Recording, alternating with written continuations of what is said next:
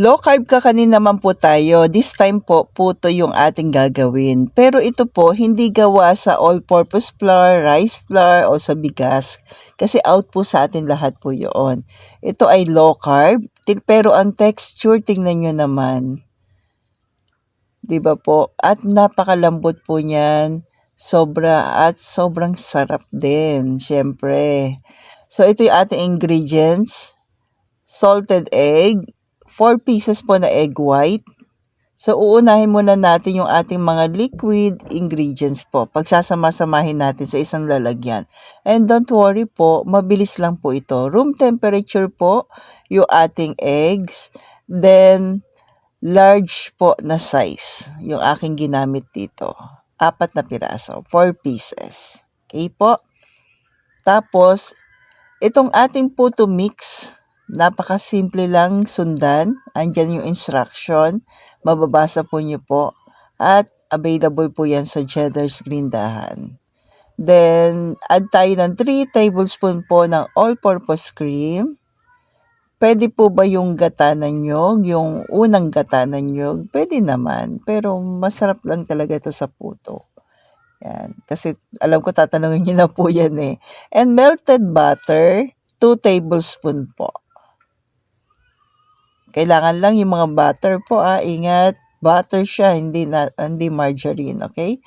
Then nag-add po ako ng 1/2 teaspoon po ng coconut cider vinegar o kaya apple cider vinegar, kung ano po yung available nyo po dyan. So, after natin ma-mix lahat ng liquid ingredients, ilalagay na natin yung puto mix.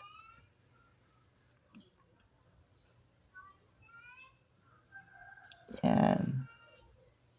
Habang nagpapakulo na po tayo ng tubig po, kasi i-steam po natin ito. So, pinagsasabay na po natin and napakabilis lang po nito. At kung umabot ka po sa part na ito, salamat po sa pag-comment kung tikisaan po kayo para alam ko lang po kung saan umabot yung aking video. Double check lang po kailangan wala pong namumuo. Ayan. Pwede rin nyo namang salain din po, pero sa akin mas gusto ko yung ganito lang po. Ayan.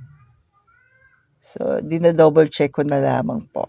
At kung nagustuhan niyo po itong ating video, salamat po sa pag-like and pag-share na rin po. Thank you po and God bless. At kung hindi ka pa po naka-follow, please follow po. Then ito po yung aking nagawa po. May maliit tsaka may malaki. Yung malaki ko po niyan ay 4 inch. Tapos yung maliliit po ay 5 piraso yung nagawa ko po. Pero kung maliliit lang yung gagawin nyo po, 12 pieces magagawa niyan. So, nilagyan ko na po ng salted egg at cheese. Sorry, hindi ko na po naipakita. Then, toothpick check. Yan. Mabilis lang ito lutuin.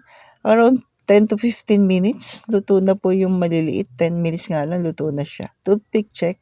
Iniwan ko muna yung malaki. Medyo matagal po luto yung malaki para sa ating puto cake po. Yun. So, ayan na po. Stay healthy. Stay low carb po and God bless po sa ating lahat.